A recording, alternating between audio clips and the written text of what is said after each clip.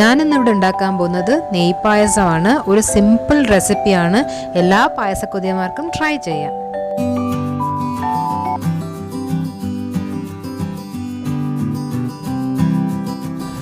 Hey guys!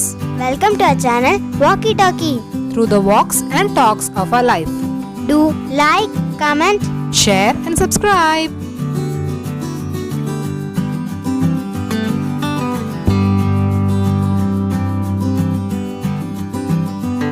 അപ്പോൾ നമുക്ക് പായസം ഉണ്ടാക്കാൻ തുടങ്ങാം.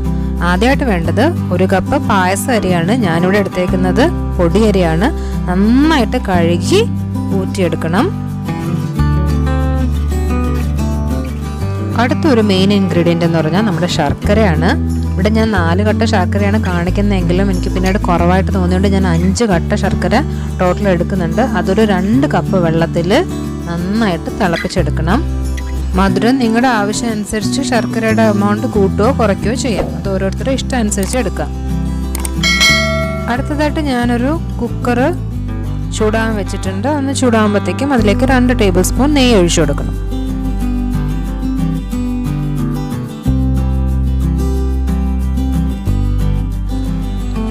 ഇനി അതിലേക്ക് കുറച്ച് അണ്ടിപ്പരിപ്പിട്ട് നമുക്കത് വറുത്ത് കോരാം.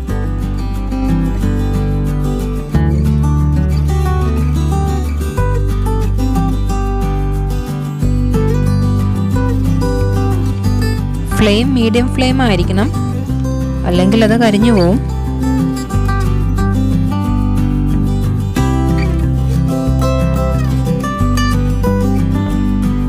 ഇനി അതിലേക്ക് കറുത്ത റൈസിൻസ് നമുക്കിട്ട് വറുത്ത് കോരാം.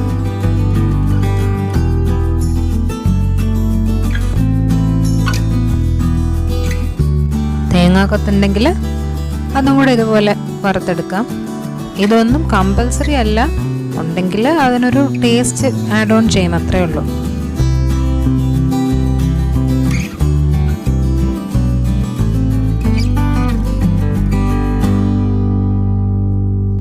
തേങ്ങാക്കൊത്ത് വറുത്ത് മാറ്റിയ ശേഷം നമുക്ക് ഈ സെയിം നെയ്യിൽ തന്നെ നേരത്തെ നമ്മൾ കഴുകി ഊറ്റി മാറ്റി വെച്ചിരുന്ന അരിയിട്ട് നന്നായിട്ടൊന്ന് വറുത്തെടുക്കാം.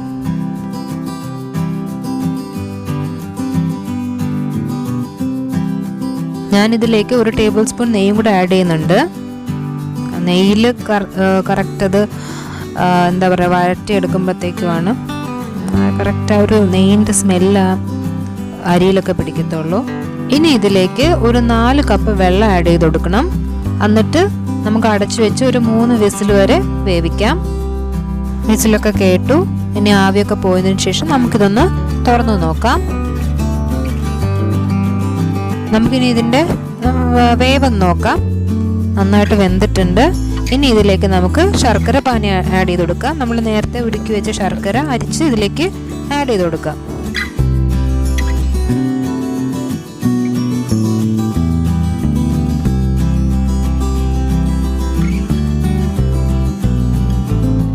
ഒരു നുള്ളു ഉപ്പ് ആഡ് ചെയ്ത് കൊടുക്കാം. ഇനി ഇത് കുറച്ചു നേരം നമുക്ക് മീഡിയം ഫ്ലെയിമിലിട്ട് നന്നായിട്ട് വേവിച്ചെടുക്കാം. എങ്കിൽ മാത്രമേ നമ്മുടെ ശർക്കര ഈ അരിയിലോട്ട് നന്നായി അബ്സോർബ് ആവത്തുള്ളൂ. ഓക്കെ, ഇപ്പം കുറച്ച് കുറുകി വന്നിട്ടുണ്ട്. നമുക്കിതിലേക്ക് നേരത്തെ എടുത്ത് വെച്ചേക്കുന്ന തേങ്ങ ആഡ് ചെയ്ത് കൊടുക്കാം. ഞാൻ 1 കപ്പ് തേങ്ങയാണ് ആഡ് ചെയ്യുന്നത്.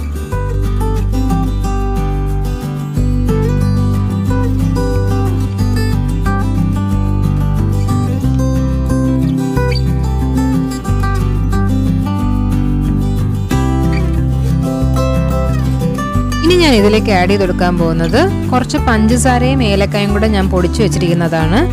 അതൊരു 2 ടേബിൾ സ്പൂൺ വരും. അത് നമുക്കിതിലേക്ക് ആഡ് ചെയ്ത് കൊടുക്കാം.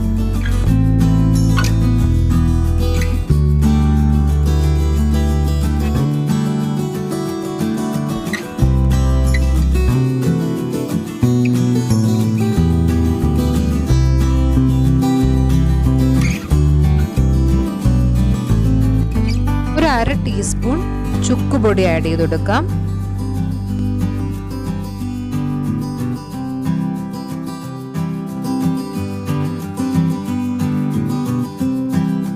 ഇതിലേക്ക് നമ്മൾ നേരത്തെ വറുത്ത് കോരി മാറ്റി വെച്ചേക്കുന്ന നമ്മുടെ നട്ട്സും റേസിൻസും ഒക്കെ ഇട്ട് കൊടുക്കാം.